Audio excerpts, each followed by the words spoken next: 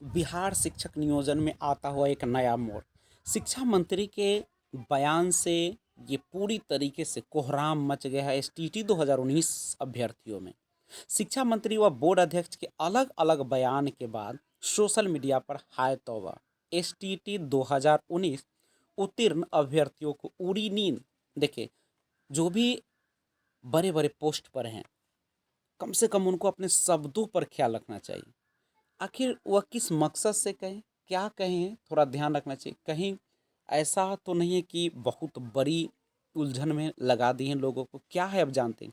शिक्षा मंत्री ने कहा कि छठे चरण के बाद रिक्त पदों पर ही, देखिए यहाँ पे जोर दे दिया गया, रिक्त पदों पर ही 2019 उत्तीर्ण की हो नियुक्ति। बहुत बड़ी बात। यहाँ शिक्षा, हो सकता है कि मिस्टेक हुआ या क्या है, अब तो शिक्षा मंत्री ही जाने। कि शिक्षा मंत्री ने कहा छठे चरण के बाद रिक्त पदों पर ही, यानी छठे चरण के बाद जो पद रिक्त हो जाएंगे, जो बचेंगे, उसी पर ही 2019 उत्तीर्ण की होगी नियुक्ति। ऐसा तो नहीं था, चूंकि इसका सीट पहले ही 37,000 निर्धारित किया हुआ था और उतने ही रिजल्ट है जितने सीट है। तो फिर ये शब्द बहुत कोहराम मचाता हुआ।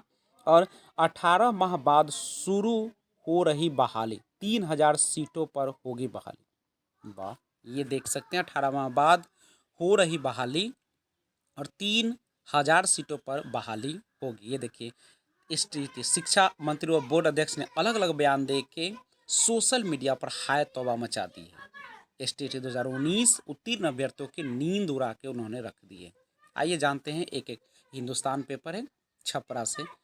जिले में करीब 1.5 वर्षों से अधर में लटकी छठे चरण के शिक्षक नियोजन की प्रक्रिया शुरू होने से अभ्यर्थियों के चेहरे पर चमक लौट गई, लेकिन एसटीटी 2019 उत्तीर्ण अभ्यर्थी परेशान दिख रहे हैं।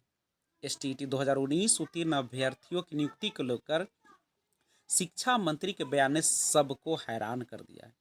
शिक्षा मंत्री के बयान के बाद सोशल मीडिया पर हाय तौबा मची है। बदहाल शिक्षक और शिक्षक नियुक्ति को लेकर सरकार की मंशा पर लोग अलग अलग प्रतिक्रिया दे रहे हैं। सोशल मीडिया पर शिक्षा मंत्री विजय चौधरी के बयान और बिहार विद्यालय परीक्षा समिति के अध्यक्ष आनंद किशोर का बयान भी वायरल हो रहा है। एसटीईटी 2019 की विज्ञप्ति जारी करते हुए आनंद किशोर ने स्पष्ट कहा था कि परीक्षा अन्य परीक्षाओं से भिन्न है और करीब 37,000 पदों के विरुद्ध बहाली निकाली गई।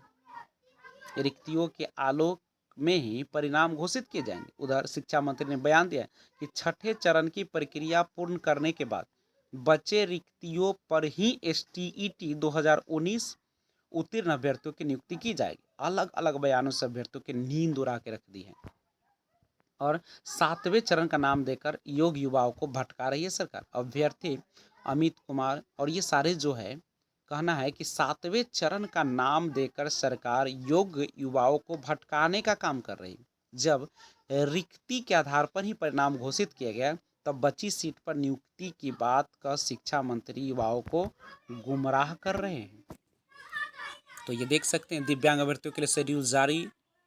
पटना हाईकोर्ट में नेशनल फेडरेशन ऑफ ब्लाइंड की अपील पर न्यायालय के आदेश के अगले ही दिन शिक्षा मंत्री के अनुमोदन के बाद विभाग ने प्रारंभिक शिक्षक नियोजन और माध्यमिक शिक्षक नियोजन के लिए 2 अलग अलग लेकिन समान शेड्यूल वाला नियोजन कार्यक्रम अधिसूचित कर दिया। और विभाग के उप सचिव अरशद फिरोज द्वारा जारी अधिसूचना में दिव्यांगों को आवेदन के लिए कोर्ट के निर्देश के अनुरूप 15 दिनों का समय दिया गया।